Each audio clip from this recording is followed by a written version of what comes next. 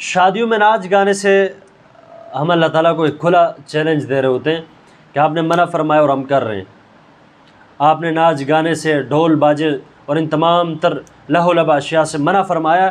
آپ کی ناراضگی کے اسباب ہیں یہ، اور ہم پھر بھی اس اسباب کے جو ہے مرتکب بن رہے ہیں. ناچ گانا اور اسی طرح ہم ڈھول باجا اور اسی طرح ہم بیہودہ یہ جو رائج طریقہ ہے، مروجہ طریقہ ہے، ہم اس کے مرتکب بن رہے ہیں. سب سے پہلے تو آپ نے یہ بات ذہن میں رکھ لینی ہے. حدیث پاک مبارک میں آتا ہے الغناء ينبت النفاق في القلب كما ينبت الماء الزرع. یہ جو ناچ ہے اور گانا ہے یہ دل میں منافقت کو ایسے اگاتا ہے، ایسے جیسے کھیتی کو پانی اگاتا ہے.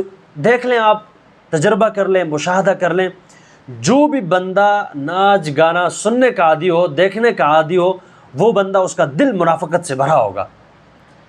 سب سے بڑا منافق بندہ ہوگا جو زیادہ یہ کہ ناچ گانے کی طرف اس کا دھیان جاتا ہو اور ناچ گانے کا شوقین ہو. دیکھیں بنی اسرائیل میں یہ چیز بڑی خصوصیت کے ساتھ عام تھی. ناچ گانے کے بڑے شوقین لوگ تھے. اللہ تعالیٰ نے انہیں نیست و نابود کر دیا ہے. کافی سارے اور بھی خرافات تھے ان کے اندر، لیکن ایک چیز ان کی جو بربادی اور ہلاکت کا سبب بنا تو وہ یہ چیز تھی، اور آج اس چیز کو ہم نے بھی اپنایا ہوا ہے. شادی یہ کہ ایک نیک عمل ہے، سنت عمل ہے، اور ایک مسلمان کی ایک ضرورت ہے اور حاجت ہے. اس ضرورت اور حاجت اور اس نیک عمل کو ہم برائی میں چینج کر دیتے ہیں ناچ گانا کر کے، اس میں ڈھول باجے لا کے، اس میں بیہودہ اور لہو لعب اشیاء اور کاموں سے مرتکب ان کے بن کے ہم اللہ تعالیٰ کی معصیت اور اس کی ناراضگی کے ہم مرتکب بن جاتے ہیں. ناچ گانا شادیوں میں اور اسی طرح جب بھی ایسے تقریبات ہوتے ہیں، ان چیزوں سے اپنے آپ کو بچانا چاہیے ہمیں. اللہ تعالیٰ کی ناراضگی کا سبب ہیں.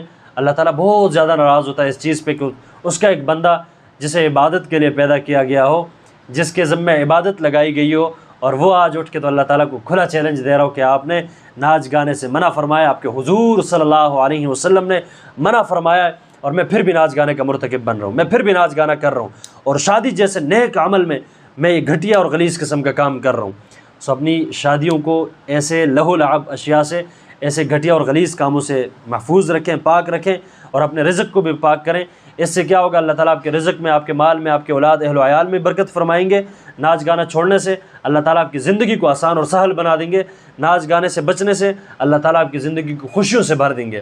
اگر تو آپ اس کے الٹ کرتے ہیں، ناچ گانے کو نہیں چھوڑتے، آپ اسی کے مرتکب بنتے ہیں نعوذ باللہ، پھر اللہ تعالیٰ کے عذاب کو یہ آپ خود بخود دعوت دے رہے ہیں کہ ہم اللہ تعالیٰ کے عذاب کو کہہ رہے ہیں کہ آپ آ جائیں، اللہ تعالیٰ ہم پہ عذاب نازل کریں، اللہ تعالیٰ ہم پہ اپنا عذاب مسلط کریں.